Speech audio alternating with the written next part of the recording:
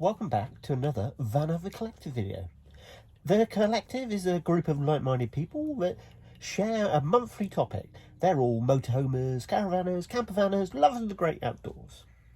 Sadly for me, this month's topic is what camera equipment you use to make your vlogs. Anyone that's watched any of our previous vlogs will realise that I am very much an incidental. I might vlog something, I might chat about it, I might talk about it, I might not, because I'm just not very good at them. That's why if you're one of my subscribers, you're one of less than 300 at the minute. Obviously, if you're not, do jump on there, smack that subscribe button, hit that bell icon, and you will see every time we do make something, which isn't all the time. But just because I'm rubbish at it doesn't mean everybody else is. There will be, in the Collective playlist there somewhere, somebody with the most fantastic kit you've ever seen, but that's not me. But we will run through what we do have and what we do use. So we're going to start off going old school. We're going to start off with our still camera. Now, I still take quite a lot of photographs. I still use a camera. I know the trend is just to take that thing out of your pocket and snippety snap because it takes just as good pictures, but I do like a camera. This is a great little travel camera. It's not a DSLR, but it does have interchangeable lenses. It is mirrorless. It is the Canon mirrorless series. We bought it about a couple of years ago, and it's really good because it's really compact. It's tiny weeny, doesn't weigh a lot, nice and simple to use. It's your first step up from a compact camera. It's got really intuitive controls. It's got touchscreen. You can flip it round if you're making videos so you can see what you're doing. It can do all of those functions. But I'm going to say we use it as a still camera. We take photographs of it. Next up, I'm just going to reach over here and grab one.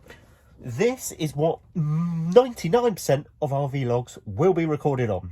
This is the humble iPhone. Now, anybody that makes vlogs will laugh at me for this one, but this device is in your pocket. This device is with you, if you're like most people, all of the time. It's ready to go. You flick the screen up, you press go, it's there. It's recording.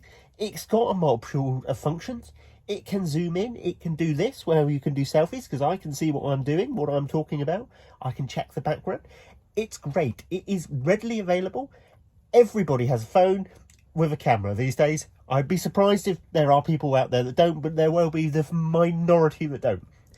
Now, it's got pretty good image stabilization, so you don't need to worry if you're walking and talking too much. But that brings us on to our next device. We have one of these. This is the DJI Osmo Mobile 6.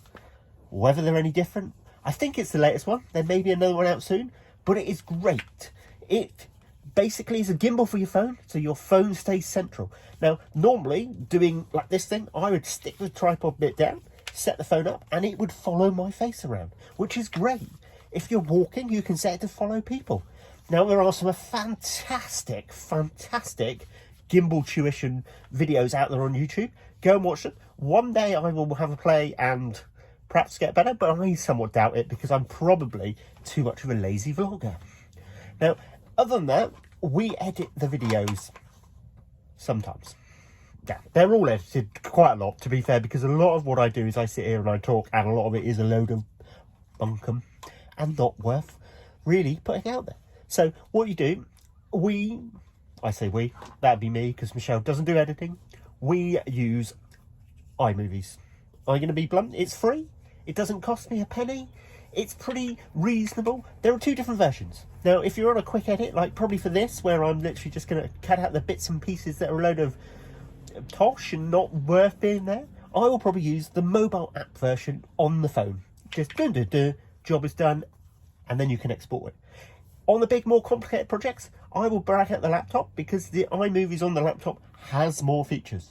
Now, you can spend a fortune on software for producing vlogs, and some of it is amazing. I have had to play around with some of it, and the learning curve would be a bit steep for me because I'm not doing them all the time.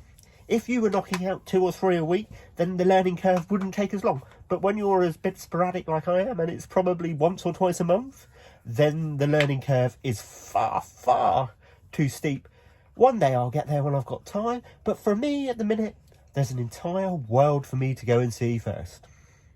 Well, I hope that's been an informative 3 or 4 minutes of me yittering on about what we basically don't use to record the vlogs.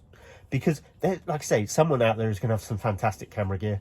We have got a mobile phone. Well, we've got a mobile phone each. We have got a DJI gimbal. And we've got an old school still camera, which is perfect for taking photographs, which you can then incorporate into the vlogs. I really hope you've enjoyed it. Do check out all the other guys in that playlist, because some of them are going to be great. Do give us a like, a subscribe. And if you've got any hints, tips, tell me what camera I should buy next. Drop it in the comments and I'll have a look. Cheers for now.